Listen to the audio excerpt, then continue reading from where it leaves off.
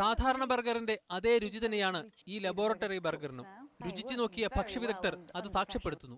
മാടിന്റെ വിത്തുകോശത്തിൽ നിന്ന് കൾച്ചർ ചെയ്തെടുത്ത മാംസമാണിതെന്ന് വിശ്വസിക്കാൻ പ്രയാസം. But there is quite some intense taste. It's close to meat.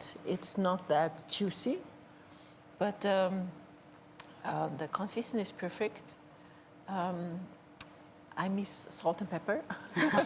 വിത്തുകോശത്തിൽ നിന്ന് സംസ്കരിച്ചെടുത്ത 20,000-ഓളം പ്രോട്ടീൻ നാരുകൾ പ്രത്യേകതരം ദ്രാവകവുമായി ചേർത്താണ് മാംസം നിർമ്മിച്ചത്. മറ്റ് ചേരുവകളെല്ലാം ബർഗർ ഉണ്ടാക്കാൻ സാധാരണ ഉപയോഗിക്കുന്നത് തന്നെ. 2030ഓടെ ലോകത്തെ മാംസ ഉപഭോഗം 370 മില്യൺ ടൺ ആകുമെന്നാണ് കണക്കുകൾ. മാംസാഹാര വ്യവസായത്തിന് ലോകത്ത് ഗ്രീൻ ഹൗസ് വാതകങ്ങൾ പുറത്തുവിടുന്നതിൽ നല്ലൊരു പങ്കുമുണ്ട്.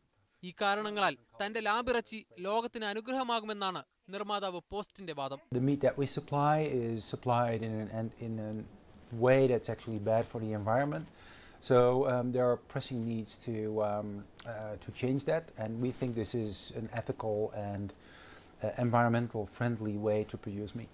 എന്നാലും ലബോറട്ടറി ഇറച്ചി മാർക്കറ്റിൽ വരാൻ കുറഞ്ഞത് 20 കൊല്ലമെങ്കിലും ഇനിയും കാത്തിരിക്കണം. കൃത്രിമ ഇറച്ചി മറ്റ് ആരോഗ്യ പ്രശ്നങ്ങൾ ഉണ്ടാക്കുന്നില്ല എന്നും പഠനത്തിലൂടെ തെളിയിക്കേണ്ടിയിരിക്കുന്നു.